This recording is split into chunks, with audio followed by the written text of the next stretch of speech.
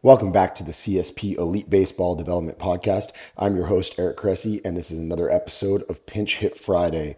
This is our first week of doing 2 episodes. We had our main event with Dr. Keith Meister that came out on Tuesday. So this is run on Friday. We're going to try to roll out more double content weeks like this moving forward. And today it's somewhat timely. I'm actually recording this podcast right at the end of January. And what I think is a really good thing to do at this time of year is just to break down how the offseason went with a lot of guys. Several of our major league pitchers will head out and report, the first week in February to their clubs. So we always try to get, season and off-season ending metrics on guys just so we can see some improvements. And one of the things that I looked at a lot this offseason, and we have in the past, but we really scrutinized it in even crazier depth, was just some force plate trends over the course of time. And I think when you collect data, for any kind of sports science initiative, it's really for 3 reasons. It's to evaluate what you've done in the past and whether it worked. It's to get a clear picture of where you are so that you can design better programs. And then it's also, in some cases, it's for scouting purposes, for projectability purposes, to see what kind of upside a player may have.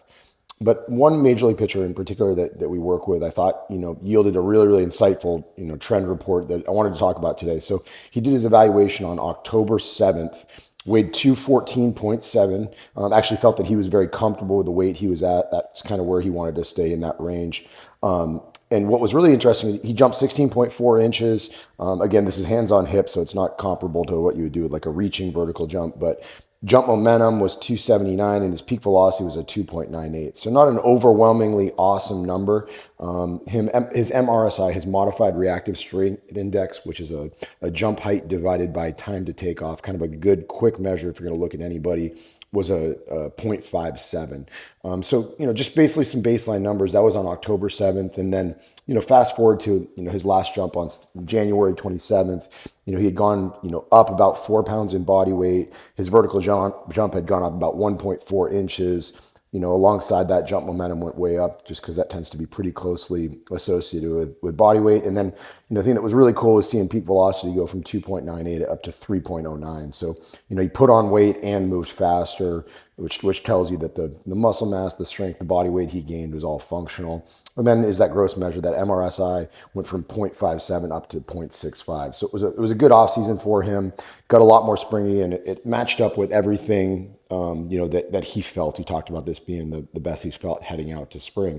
But what was really interesting, and I should add that the force, time curve. So basically, what you see visually on a graph shape on the force jump actually did exactly what you wanted. It got squished, so all the times got shorter, and it got taller, meaning that there was more force put into the ground. So it was a lot to like there.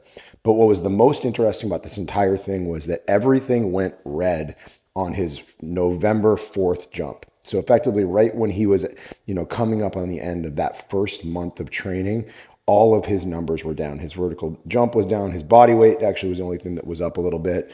But all of these numbers, the peak velocity went down. Everything kind of went down. And I think a lot of coaches might see this, or athletes themselves might see this and get freaked out because they're not trending in a a good direction. And the truth is, it's the exact adaptation that we're trying to create, right? Early in the off season, we were kind of kicking his butt just to establish some work capacity, to build a foundation of strength. We're giving him a break from really, really a high volume of super elastic activities. He's not throwing nearly as much during that time, which is a great initiative to train power in these athletes. We're actually giving him a break from a lot of those stressors, so that we could reestablish a foundation to set the stage for future gains. So, October to November was a little bit of a correction. December, he started to course correct just a little bit. And then his results fast tracked the second January rolled around, which is really what we're trying to do. We're trying to, peak once, spring training towards the start of the season kicks in. And some athletes are a little bit later on this. Some of them actually don't come out of that lull until, end of month 2.5 months in. So I always try to sit down with guys and say, hey, here's where you're at. Make sure you don't get in the way. Like the worst thing that this athlete could do is walk in now and totally throw the baby out with the bathwater when he gets to spring training. Instead, we want to continue this trend, preserve the strength qualities we built, maybe continue to enhance some of the things that we want to bring up in season. But just goes to show you that when you have a true off season, it really gives you time to take a step back with certain qualities. And I think this is a really, really important message, not just for coaches, but also, for players, for parents and evaluators, is that if we expect people to be, at peak capacity on every single athletic quality, and in the context of baseball discussion, this is throwing velocity. If we're always trying to hit PRs every single day, we're always trying to be in compete mode, we're really robbing our athletes of a chance for some good long-term development and the true benefits of an off season, classic periodization cycle. But just as importantly, we're way more susceptible, to injury. If I had just taken this athlete when the season ended and chased tons and tons of, peak velocity qualities and things like that, yeah, he might have jumped a little bit better, but what are my instances of patellar tendinopathy or, Achilles irritation or plantar fasciitis? If we hadn't given him a chance to set the stage for the longer term benefits, I don't think we're, in nearly as good a place right now. So take home message is, don't think that you always need to be at 100% on every quality. It's okay to have a lot of lulls. If you look at almost any Major League Baseball player's peak velocity draft, it's going to be lower when they get to spring training than it's going to be once April rolls around, because once baseball starts, you're getting exposed to a wide variety of really fast activities that enhance those qualities. So there should be some shifts over the course of the year, and what that curve looks like, what the numbers are, that's a favorable adaptation. And what you want to look at is the long-term trend. Are we heading in a good direction in the big picture? And for the young kids listening to this is also why you're not trying to blow up radar guns in December. This is why we have to have some breaks in the action so we can enhance, our long-term development and stay safe in the process. So thanks for listening and have a great weekend. This episode is brought to you by First Form, an awesome supplement company with a comprehensive product offering that I enjoy using myself and with our athletes. Beyond the broad product line they offer, I also love First Form's commitment to ensuring that their products are the highest quality. They meet NSF certified for sports standards for both consistency and purity. Their Formula One protein powder is the best tasting option I've had in over 20 years in the fitness industry, and they've got several great flavors to choose from. I also lean on their creatine monohydrate to support hard training, their collagen for joint health, their magnesium to help with sleep quality, and their fish oil for a variety of health benefits.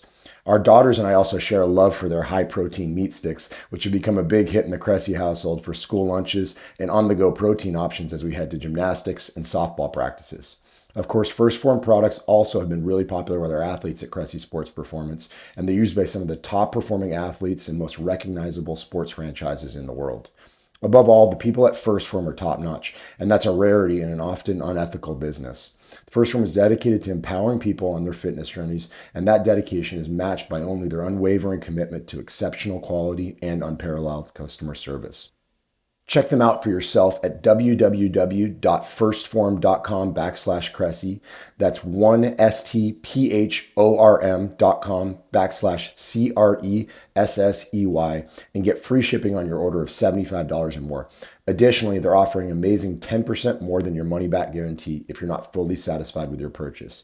Again, that's firstform.com/Cressey to get free shipping on your order of $75 or more.